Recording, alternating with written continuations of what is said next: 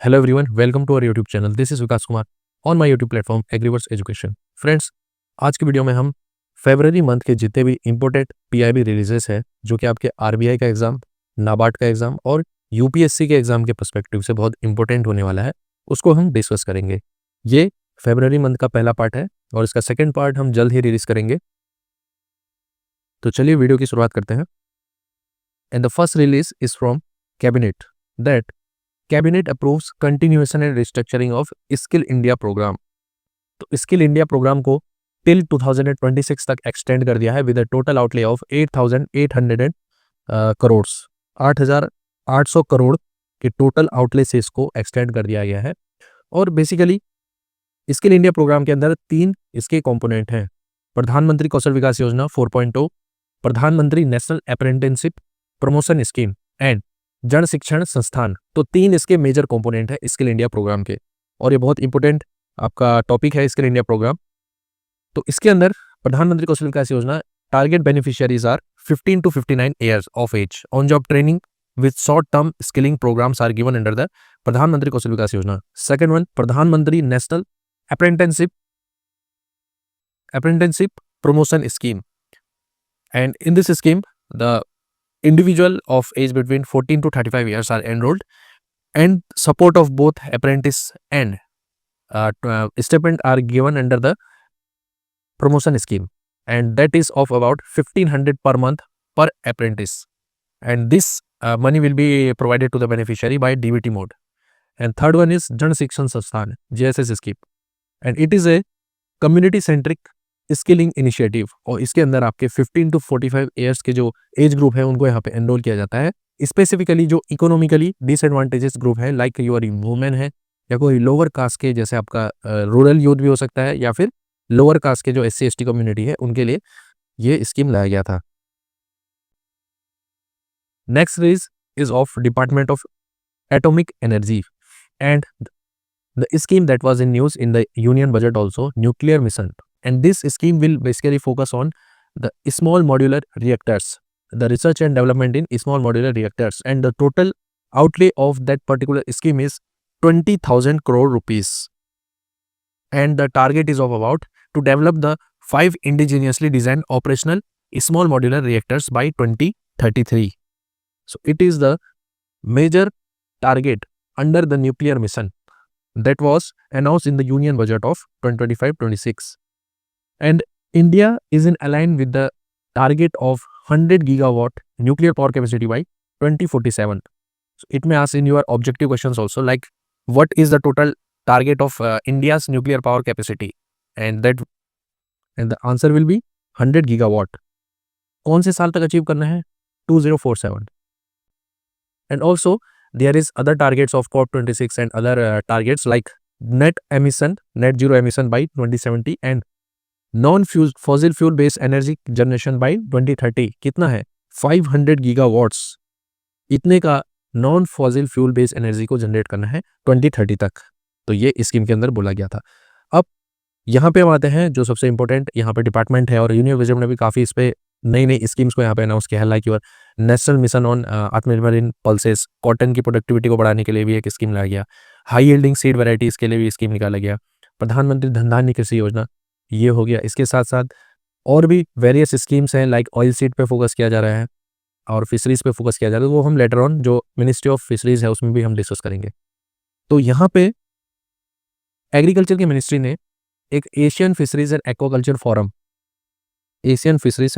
Forum इसको inaugurate किया, और इसको यहाँ पे पूसा का जो कैंपस है न्यू दिल्ली में, वहाँ पे इसको इनॉग्रेट किया गया।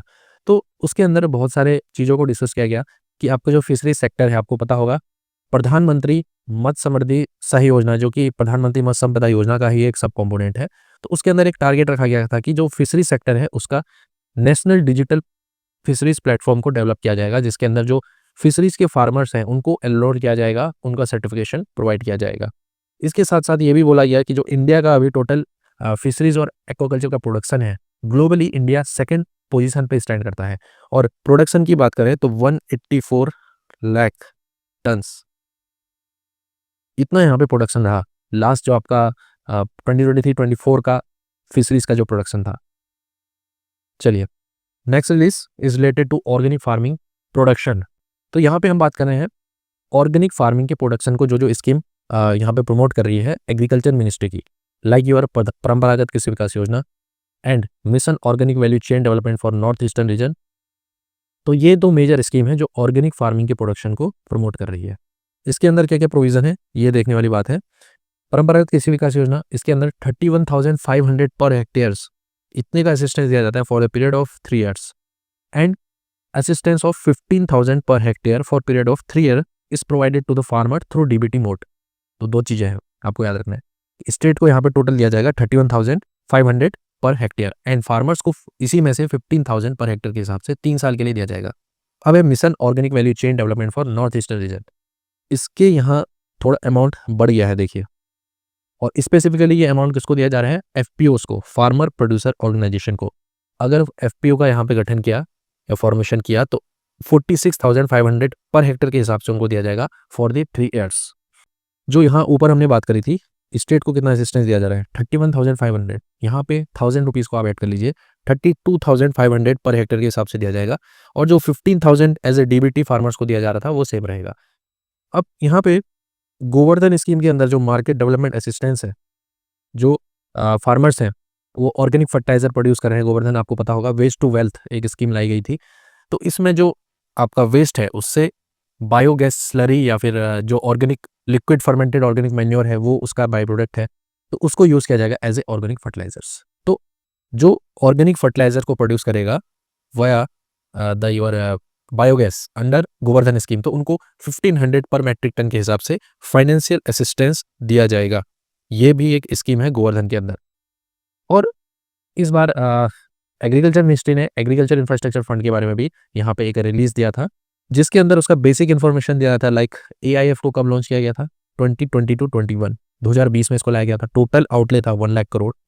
ऑपरेशनल कब तक है 2032 टू 2033 एंड इंटरेस्ट सबवेंशन दिया जाता है 3% पर एनम के हिसाब से up to 2 crore.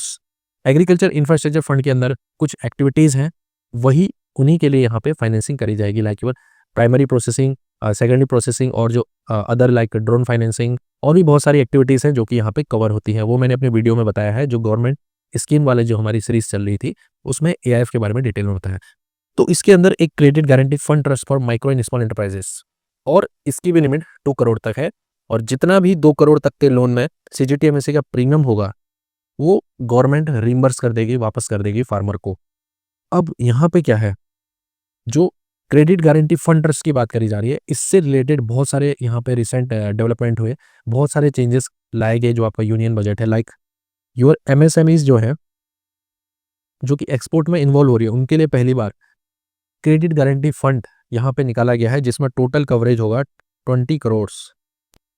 As well as जो स्टार्टअप्स हैं, पहले तक स्टार्टअप्स जो लोन लेना चाहते हैं उनको 10 करोड़ तक के लोन में ही क्रेडिट गारंटी फंड का यहाँ पे बेनिफिट मिलता था। अब इसकी लिमिट को बढ़ा के 20 करोड़ कर दिया है। ठीक है, ये भी इंपॉर्टेंट है।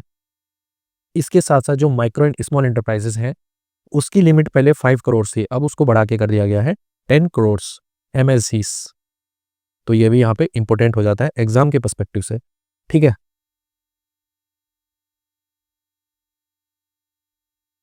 ये देखिए इंपॉर्टेंट फीचर्स, ये मैंने अपने पुरानी वीडियो से एक स्लाइड लिया है तो इसको आप देख सकते हैं। Next list is related to the market intervention scheme, which is a component of PM ASA scheme. And this scheme was basically launched for the perishable agricultural produce, or we can say the vegetables and horticulture which are perishable in nature, और जिनकी self life बहुत कम होती है। तो इनके लिए एक MSP की तरह एक अलग से मिनिमम एवरेज क्वालिटी या बोल सकते हैं मिनिमम प्राइस का एक यहाँ पे क्राइटेरिया लाया गया था, मार्केट इंटरवेंशन स्कीम, जिसमें स्टेट को पावर दिया गया है कि अगर वो चाहे तो अपने स्टेट पे एक एमएसपी की तरह एक ऐसा कॉन्सेप्ट लाए जिससे वो पेरिसेबल एग्रीकल्चरल क्रॉप्स का यहाँ पे प्रोक्योरमेंट करें। तो जो ये एमआईएस का जो कंपोनेंट था इसको पीएम आशा के अंदर ला दिया गया था कुछ साल पहले। अब यहाँ पे इसमें रिवीजन क्या किया गया है, यहाँ पे रिवीजन ये लाया गया है कि अगर मार्केट में प्रिवेलिंग प्राइस अगर मिनिमम रिडक्शन हुआ है 10%, मान लो पिछले साल था किसी वेजिटेबल का प्राइस 100 और अभी मिनिमम 10% का इसमें रिडक्शन हुआ है, मान लो इस साल ये 90 रुपीज़ का मिल रहा है आपको, तो इस कंडीशन में यहाँ पे स्टेट गवर्नमेंट इंटरफेयर करेगी, ठीक है, स्टेट गवर्नमेंट इंटरफेयर करेगी और 100 पे ही उसको परचेस कर लेगी। तो ऐसा कुछ कॉन्सेप्ट है।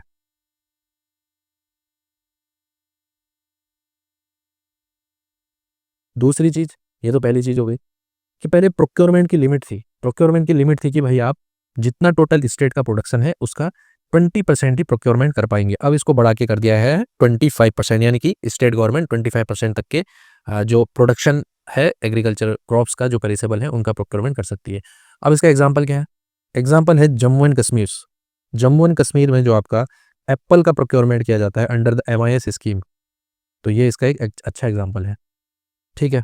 और यहाँ पे एक एडिशनल यहाँ पे ऑप्शन दे दिया गया है स्टेट गवर्नमेंट को, अगर वो चाहे तो जैसे आपको पता होगा 2 स्कीम है, भावांतर भुगतान योजना, भावांतर भरपाई योजना। तो उसमें क्या है कि जो डिफरेंस अमाउंट होता है, मान लो जैसे MSP की बात कर लो कि MSP का मान लो जो भी प्राइस है और मार्केट में फार्मर ने कम दाम में बेचा, तो उन दोनों का जो डिफरेंस है वो गवर्नमेंट दे देती है। वैसा ही एक कॉन्सेप्ट MIS जो मार्केट इंटरवेंशन स्कीम है इसके अंदर भी लाया गया है। तो ये भी एक इसका एक अपडेट है। PM आशा की बात करें तो इसके 4 कंपोनेंट है: price support scheme, price stabilisation scheme, price deficient payment system and market intervention scheme. And there are 2 portals, one is of NAFED and another one is of NCCF, that is national cooperative consumer federation of India. तो NAFED के द्वारा बनाया गया है ई समृद्धि portal, जिसके अंदर trading या फिर जो है प्रोक्योरमेंट का काम किया जाता है, और एक है ई संयुक्ति पोर्टल जो कि NCCF के अंडर में आता है। तो ये भी आपका ऑब्जेक्टिव पर्पस के लिए इंपॉर्टेंट है।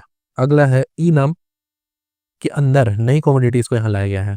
टोटल पहले था ये 221, टोटल कमोडिटीज 221 का ट्रेडिंग करी जाती थी। अभी इसको 10 यहाँ पे नई कमोडिटीज को ऐड कर दिया गया है, तो अभी टोटल काउंट हो गया है 231। So what are the added commodities? So this are listed here, like your besan, wheat flour, chana sattu, spices में एस्फेडिटा जो कि हींग है, ड्राइड फेनुग्रीक लीव्स, वेजिटेबल्स में water chestnut, baby corn and dragon fruit. Water chestnut कौन सा आपको बताना पड़ेगा, आपने खाया भी होगा, सिंगोड़ा जिसको बोलते हैं, ठीक है। तो इसको भी यहाँ पे ई नाम के प्लेटफॉर्म में ट्रेडिंग करी जा सकती है। ई नाम के बारे में मैंने डिटेल वीडियो बनाई है गवर्नमेंट स्कीम वाले कॉन्सेप्ट में, वहाँ आपको सारी डिटेल मिल जाएगी कैसे यहाँ पे ट्रेडिंग करी जाती है, क्या उसके प्रोसेसेस है। और ई नाम को लॉन्च किया गया था 14 अप्रैल 2016 में, और इस पोर्टल को मैनेज किया जाता है SFAC के द्वारा, small farmer agri business consortium with the technology provider NFCL's आई किसान डिवीजन। तो ये दोनों मिलकर इसको यहाँ पे लॉन्च किया गया था और मैनेज भी इन्हीं के द्वारा किया जाता है। ई नाम का प्रोसेस यहाँ पे एक मोटा मोटी मैंने आपको समझाया है ई नाम वाले वीडियो में, वहां जाके आप देख सकते हैं। नेक्स्ट न्यूज़, अब आ गया आपका ministry of chemical and fertilisers. तो यहाँ पे मेजर एक पोटेशियम डिराइव्ड फ्रॉम मोलासेस की बात करी गई है। तो ये न्यूट्रिएंट बेस्ड सब्सिडी के अंदर कवर किया जाता है इसको, और ये शुगर इंडस्ट्री का एक बाई प्रोडक्ट है जिसको बोला जा रहा है कि जो MOP है जिसका हम बहुत ज़्यादा इंपोर्ट करते हैं दूसरी कंट्री से, और MOP में आपको पता होगा 60% का पोटास कंटेंट है, इसको रिप्लेस करने की बात करी गई है by potassium derived from molasses, जिसको शॉर्ट में बोला जाता है PDM। और PDM के अंदर मिनिमम 14.5% पोटेशियम पाया जाता है, और न्यूट्रिएंट बेस्ड सब्सिडी में इसको 2022 से कवर किया जा रहा है, जिसमें 345 रुपीज पर टन के हिसाब से सब्सिडी दी जाती है PDM के लिए, ठीक है।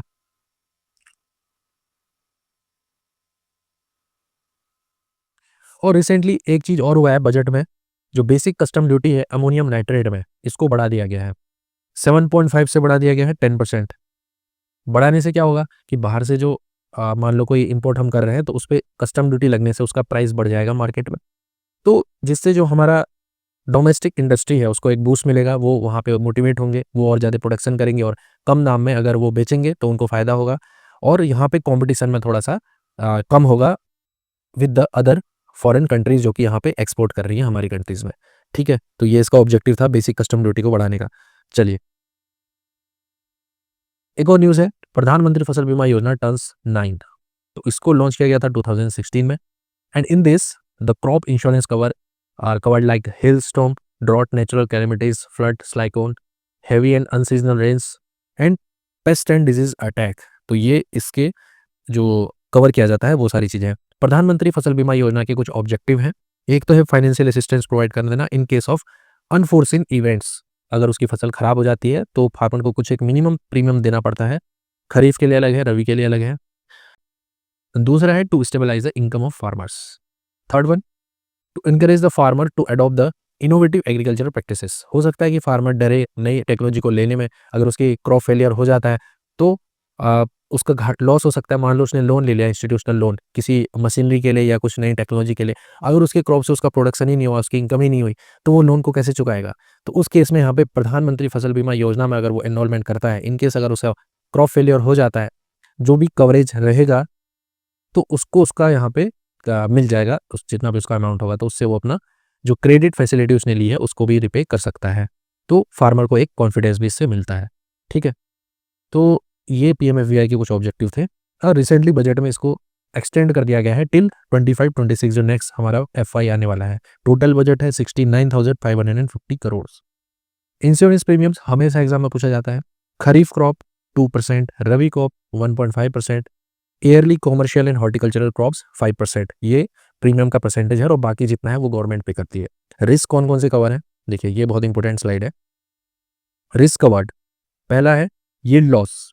अगर स्टैंडिंग क्रॉप है, उसमें मान लो कुछ हो सकता है, नेचुरल कैलेमिटी आ गई, ड्रॉट आ गया, डिजीज हो गया, पेस्ट ने अटैक कर दिया, लैंडस्लाइड आ गई, तो इन सब केसेस में आपका कवरेज दिया जाएगा पीएमएफबीवाई के अंदर। दूसरा है prevented sowing and it occurs when farmer are restricted for planting because of unfavourable weather condition. हो सकता है कि बहुत सारी बारिश हो गई, फ्लड कंडीशन आ गई, फार्मर सोइंग ही नहीं कर पा रहा है।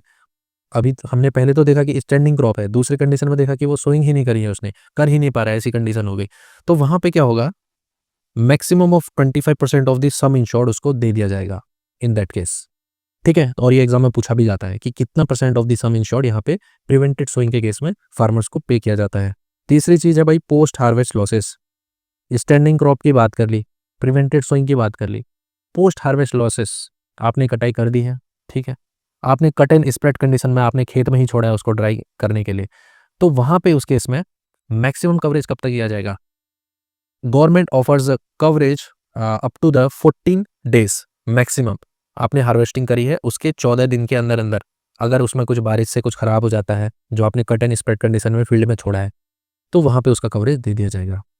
और लास्ट है localise calamities like landslide and other hazards. तो ये सारी चीजें भी यहाँ पे कवर करी जाएंगी।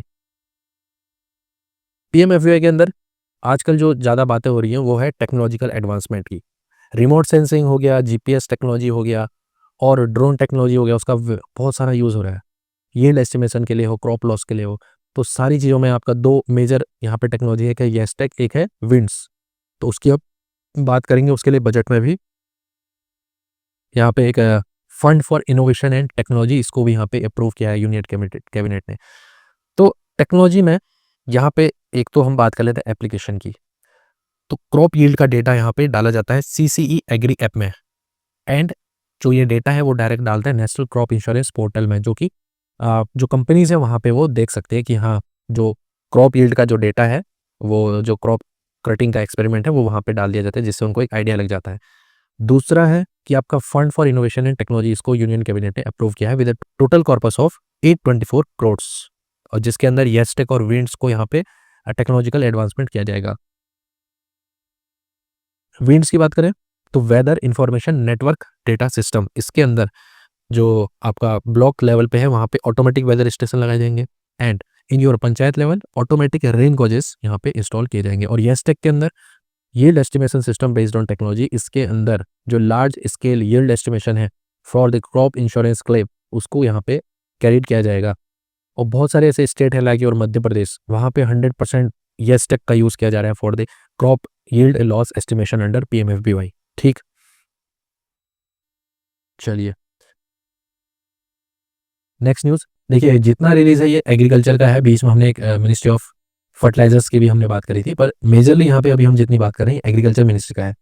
पीएम असम की बात करी गई, इसको यहाँ पे अप्रूवल दिया गया है, यानी कि एक्सटेंड कर दिया गया है 25-26 तक, जैसा कि पीएमएफबीवाई को भी किया है।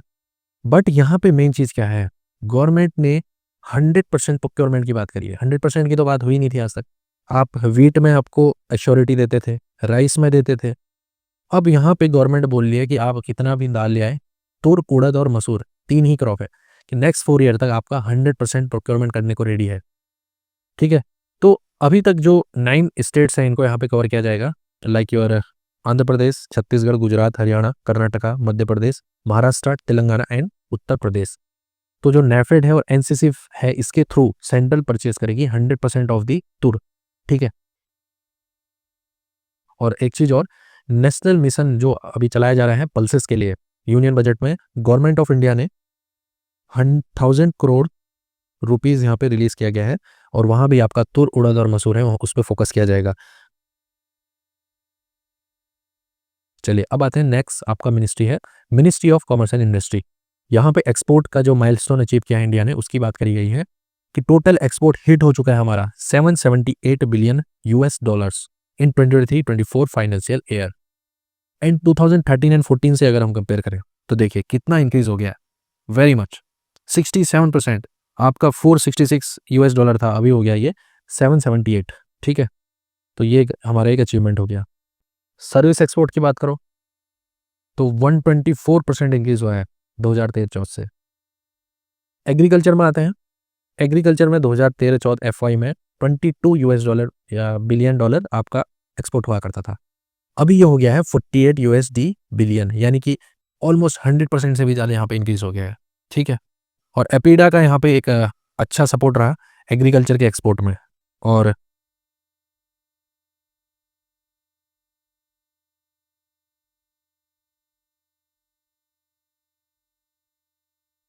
एक और रिसेंटली न्यूज़ में बहुत आ रहा था कि अपीडा ने पहला सी शिपमेंट भेजा है Indian pomegranate to Australia.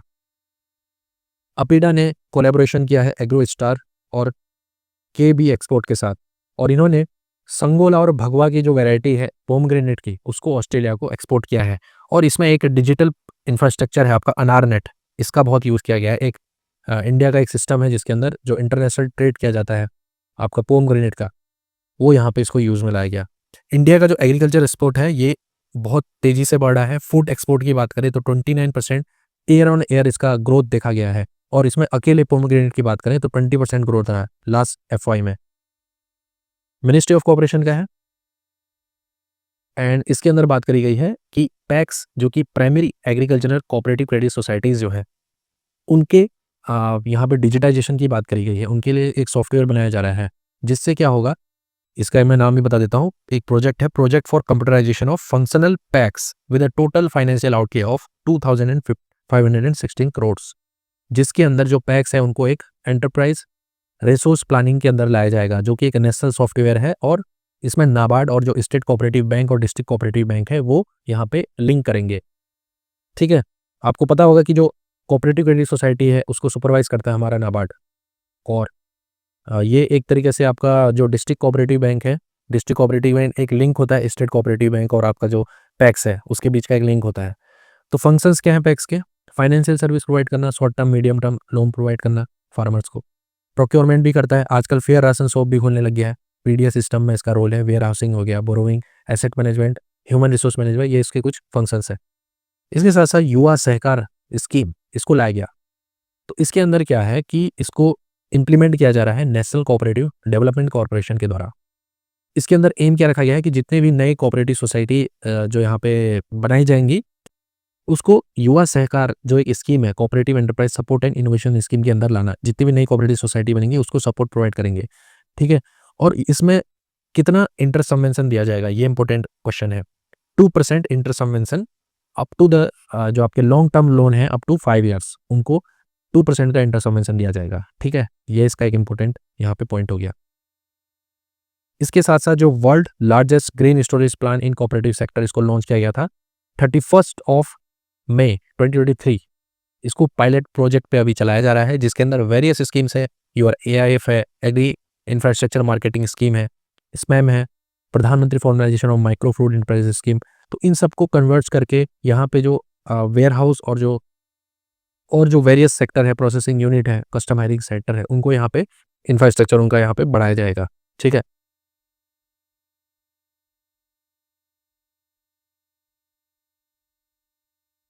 Next list corporation का ही है, Sahkar Mitra internship scheme, Sahkar Mitra internship scheme of NCDC. तो यहाँ पे एक स्कीम है जिसके अंदर जो प्रोफेशनल ग्रेजुएट्स हैं उनको कोऑपरेटिव बिजनेस मॉडल के बारे में यहाँ पे इंटर्नशिप प्रोवाइड करना, ठीक है। और जो प्रोफेशनल ग्रेजुएट्स हैं इनको एक अपॉर्चुनिटी यहाँ पे लीडरशिप की अपॉर्चुनिटी देना, एंटरप्रेन्योर्स की अपॉर्चुनिटी देना, जिसके अंदर जो वो अपने बिजनेस है उसके आइडिया को यहाँ पे बढ़ा सके। तो ये कुछ इसका ऑब्जेक्टिव है। एलिजिबिलिटी क्या है कि जो आपके एग्रीकल्चर और एलाइड सेक्टर्स हैं like your agriculture, dairy, animal husbandry, वेटरी, fisheries, horticulture, textile, handloom और आईटी सेक्टर के जो प्रोफेशनल बैचलर्स हैं उनको ही यहाँ पे एनरोलमेंट किया जाएगा। देखिए मैं एक चीज़ बता देता हूँ कि ये जो हमारी सीरीज़ है ये पहला पार्ट है। दूसरे पार्ट में हम श्योरली जो आपका बजट है, बजट का एक कंसाइज वे हम यहाँ पे एक बता देंगे आपको। तो मैंने वो इंक्लूड किया नहीं है ज़्यादा कि आपका जो पर्टिकुलर मिनिस्ट्री है उसके अंदर कितना कॉर्पस है, कितना क्या है, वो मैं एक ही आपका जो सेकंड पार्ट है उसमें एक साथ में बता दूंगा कि सारे जो मिनिस्ट्रीज़ हैं कितना कौन सी स्कीम में क्या गया है, नया कौन सी स्कीम यहाँ पे लॉन्च हुई है वो हम बात कर लेंगे। टोटल बजट 1.28 करोड़ और 50,000 अटल टिंकरिंग लैब्स बनाए जाएंगे, एज वेल एज भारतीय भाषा पुस्तक स्कीम इसको लॉन्च किया जाएगा जिसमें इंडियन लैंग्वेज बुक्स हैं उनको यहाँ पे कंजर्व किया जाएगा। 5 नेशनल सेंटर ऑफ एक्सलेंस बनाए जाएंगे for skilling, centre of excellence in AI, और इसके लिए टोटल आउटले रखा गया है 500 crore and PM research fellowship scheme इसको भी लॉन्च किया गया है। तो ये कुछ स्कीम है जो मिनिस्ट्री ऑफ एजुकेशन के अंदर लाई गई थी। अब है ministry of environment and forest and climate change. इसके अंदर एक रिलीज आई थी कि कौन कौन सी स्कीम चलाई जा रही हैं जो कि क्लाइमेट चेंज को एड्रेस कर रही है। पहली स्कीम है national clean air programme NCAP, इसको लॉन्च किया गया था 2019 में। यहाँ पे टारगेट क्या है मेजर कि 40% रिडक्शन करना है पार्टिकुलेट मैटर बाई 2025-26, और इसके लिए यहाँ पे प्रण पोर्टल को लॉन्च किया गया जिसके अंदर रियल टाइम में एयर क्वालिटी के डाटा को अपडेट किया जाता है। दूसरी स्कीम है मिस्टी स्कीम जो कि मैंग्रोव से रिलेटेड है, mangrove initiative for shoreline habitat and tangible income mystery scheme. इसको 2024 लास्ट ईयर 5 जून को लॉन्च किया गया था। ऑब्जेक्टिव है टू रिस्टोर मैंग्रोव फॉरेस्ट। तो मैंग्रोव के जो फॉरेस्ट हैं उसके एफॉरेस्टेशन और जो शोरलाइन में रहने वाले लोग हैं उनके हैबिटेशन को बचाना, ताकि जो साइक्लोन वगैरह आता है, हाई विंड्स आते हैं, उससे उनकी कम्युनिटी को प्रोटेक्ट करना, जो एनिमल्स हैं उनको प्रोटेक्ट करना। तो ये इस स्कीम का एक मेजर ऑब्जेक्टिव है। एक और स्कीम है नगर वन योजना। तो जो नगर वन योजना है इसके अंदर एक टारगेट रखा गया है कि 600 नगर वंस बनाए जाएंगे और 400 नगर वाटिकास इन द कंट्री। 2020 में आया था, 2026-27 तक का ये टारगेट है। तो इम्प्लीमेंटेशन बोर्ड है इसका national afforestation and eco development board NAEB, नगर वन योजना। एक और स्कीम है mission life that is lifestyle for environment. इसको लॉन्च किया गया था अक्टूबर 2022। 7 कोर थीम्स है इसके like saving water, conservation of energy, reducing waste, managing e-waste, eliminating single-use plastic, promoting sustainable food system and adopting healthy lifestyle। तो ये इसके कुछ मेजर थीम्स हैं। अब रिसेंटली लास्ट ईयर 26 सितंबर में इको मार्क रूल को यहाँ पे लॉन्च किया गया था जिसके अंदर जो अच्छे यहाँ पे फॉलो कर रहे हैं स्टेट उनको यहाँ पे मार्क दिया जाएगा। एक है एक पेड़ माँ के नाम, ठीक। एक और स्कीम है national action plan on climate change जिसके अंदर आपको पता होगा लॉन्ग टर्म स्ट्रेटेजी है इंडिया की नेट जीरो 2070 तक हमको अचीव करना है। तो ये सारा target national action plan on climate change के अंदर रखा गया है, ठीक है। Next release is of ministry of fisheries, animal husbandry and dairy, और ये बहुत ही इंपॉर्टेंट रिलीज है क्योंकि इसमें ऑलमोस्ट आपका फिशरीज का सारा डेटा यहाँ पे इंक्लूड किया गया है। इंडिया अभी अगर हम देखें तो इंडिया वर्ल्ड में सेकंड नंबर पे आता है in terms of aquaculture production and fish production, और 8% शेयर है इसका टोटल ग्लोबल फिश प्रोडक्शन में। बजट की बात करें तो भाई बजट में इस साल 2703 करोड़ फिशरी सेक्टर के लिए यहाँ पे अलॉट किया गया है, और out of this 2465 crore alone goes to Pradhan Mantri Matsya संपदा योजना। तो सोचिए प्रधानमंत्री मत्स्य संपदा योजना आपका कितना इंपॉर्टेंट हो जाता है। पूरी मिनिस्ट्री का जितना बजट है उसमें से ऑलमोस्ट 2465 85% से भी ज़्यादा अमाउंट आपका एक ही स्कीम में जा रहा है, ठीक है। अब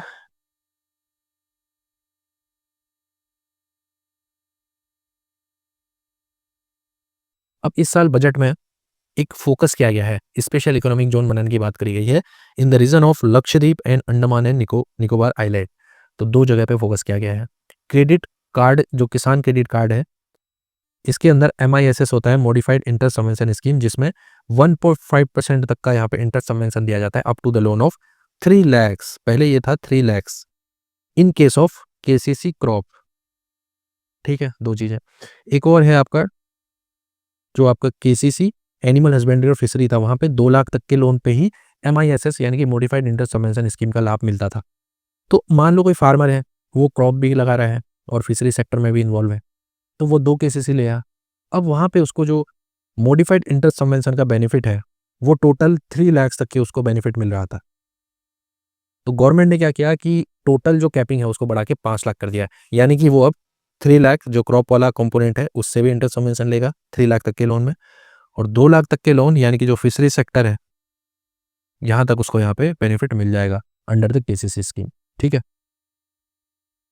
फिश प्रोडक्शन की बात करें तो ये लेटेस्ट डेटा है आपका 2023-24 का 184 लाख टन इतना यहाँ पे प्रोडक्शन हुआ है। ठीक है, अब इसके साथ साथ अगर देखा जाए 2013-14 में 95 लाख टन इतना ही यहाँ पे फिशरीज का प्रोडक्शन हुआ करता था। तो आप देख सकते हो कितना चेंज आ गया आपका ऑलमोस्ट 9 ईयर में।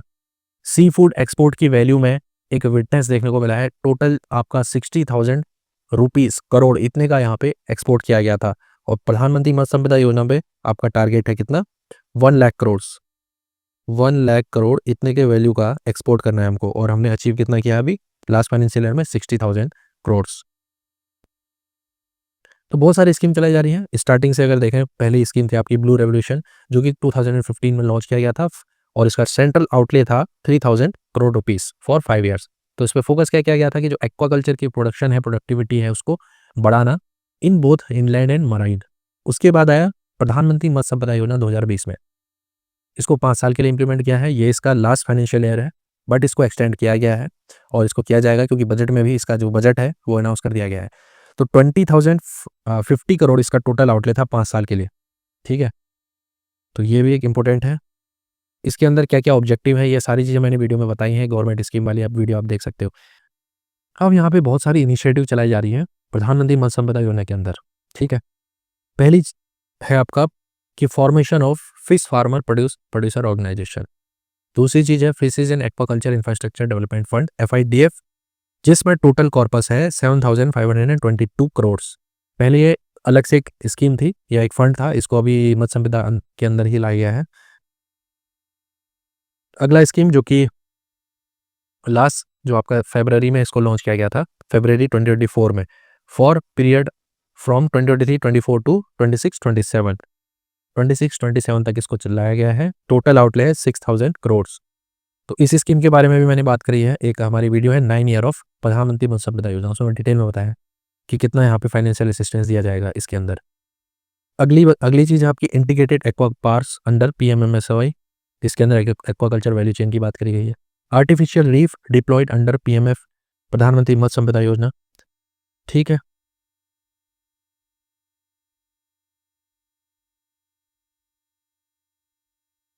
तो जो आर्टिफिशियल रीफ की मैंने बात करी, इसके अंदर जो आपका फिशरीज सर्वे ऑफ इंडिया है वो, और ICR का एक इंस्टीट्यूट है, ICR central marine fisheries research institute, ये दोनों मिलकर यहाँ पे काम करेंगे। और इसके अलावा न्यूक्लियस ब्रीडिंग सेंटर्स यहाँ पे बनाने की बात करी है, जिसमें जेनेटिक क्वालिटी को यहाँ पे एनहेंस किया जाएगा एक्वाकल्चर स्पीसीज का। और एक और यहाँ पे एक स्कीम है national policy on marine fisheries, जो कि 2017 में इसको लाया गया था। तो इसके अंदर क्या है कि जो ऑल मराइन फिशरीज एक्शंस है, not only your fish, everything will be covered under this. तो इसके अंदर क्या क्या प्रोविजन है, यूनिफॉर्म फिशिंग बैन, यानी कि 61 days uniform fishing ban during the monsoon season in the exclusive economical zone to allow fish stocks to replenish. तो वहाँ पे 61 डेज का एक फिशिंग बैन लगाया जाता है। And prohibition of destructive fishing methods like pair trawling, bull trawling, use of artificial LED lights, तो ये सारी चीज़ों को प्रोहिबिट किया जाएगा। और सस्टेनेबल प्रैक्टिसेस हैं like installation of artificial reef और सीवीड कल्टीवेशन, उसको यहाँ पे प्रमोशन किया जाएगा। तो ये कुछ चीज़ें हैं, और इसके साथ साथ जो मिनिमम लीगल साइज है फिश का, उसको रेगुलेट कितना होना चाहिए, हर स्पीसीज़ का अलग अलग है। तो ये सारी चीज़ों को यहाँ पे इस स्कीम के अंदर देखा जाएगा। और फिशरी सेक्टर की बहुत सारी वेलफेयर स्कीम चलाई जा रही हैं, मत्स्य संपदा योजना के बारे में मैंने बता ही दिया है। इसके साथ साथ एक इंश्योरेंस स्कीम है जो ग्रुप इंश्योरेंस है, accidental based group insurance scheme, जिसके अंदर 5 लाख तक का एक्सीडेंटल डेथ और परमानेंट टोटल डिसेबिलिटी तक कवर दिया जाएगा। पार्शियल है तो 2.5 लाख का यहाँ पे कवर होगा। इसके साथ साथ एक्सीडेंटल हॉस्पिटलाइजेशन के लिए 25,000 रुपीज़ का प्रोविजन है। एज ग्रुप क्या है, 18 to 70 ईयर्स। तो ये चीज़ है। अब यहाँ पे फाइनेंशियल असिस्टेंस भी दिया जाता है जो socio economically backward traditional fisheries के फैमिलीज हैं, उनको फिशरीज बैन यानी कि लीन पीरियड पे उनको एक फाइनेंशियल असिस्टेंस दिया जाता है 3000 रुपीज़ पर फिशरीज़ के हिसाब से, ठीक है। तो यहाँ पे 50-50 का रेशियो है आपका जनरल नॉर्मल स्टेट्स में, और 80-20 का यहाँ पे रेशियो है north eastern state and Himalayan states, और यूनियन टेरिटरी के लिए 100% का यहाँ पे प्रोविज़न है। मत्स्य संपदा के अंदर मैंने बताया है डिटेल में, आप देख लीजिए वीडियो वहाँ पे। 40% for the general category subsidy है, 60% फॉर SC/ST वीमेन बेनिफिशियरीज़ के लिए। बजट में क्या है फिशरीज़ के लिए? पहली तो मैंने ये बता दिया कि टोटल बजटरी अलॉटमेंट है यहाँ पे 2703 करोड़। बेसिक कस्टम ड्यूटी को रिड्यूस कर लिया गया है, 30% था पहले, अब इसको घटा के कर दिया गया है 5% on frozen fish plate and 5% on fish hydrolysis. ये एक्सपोर्ट ड्यूटी की बात कर रहा हूँ मैं, तो एक्सपोर्ट ड्यूटी को घटा दिया गया है ताकि जो इनका एक्सपोर्ट है वो बढ़े, फ्रोजन फिश पेस्ट और फिश हाइड्रोलिस, इसको यहाँ पे 5% कर दिया गया है। KCC की जो MISS लिमिट है उसको बढ़ा के 5 लाख कर दिया गया है, तो ये चीज़ आपको याद रखने वाली है। तो फ्रेंड्स ये वीडियो थी, यहाँ पे हमने ऑलमोस्ट एग्रीकल्चर और फिशरीज़ का इंपॉर्टेंट रिलीजेस डिस्कस किया। इसके साथ साथ कॉमर्स एंड इंडस्ट्री का आया, मिनिस्ट्री ऑफ एजुकेशन का आया, मिनिस्ट्री ऑफ कॉर्पोरेशन का आया। तो आई होप ये वीडियो आपको हेल्प करेगी आपके अपकमिंग एग्जाम्स में, और इसका सेकंड पार्ट में मैं इस मंथ का सारा जितना भी इंपॉर्टेंट है वो यहाँ पे कवर कर दूंगा। तो फ्रेंड्स आज के लिए बस इतना ही, मिलता हूँ next time, till then tata bye bye and take care.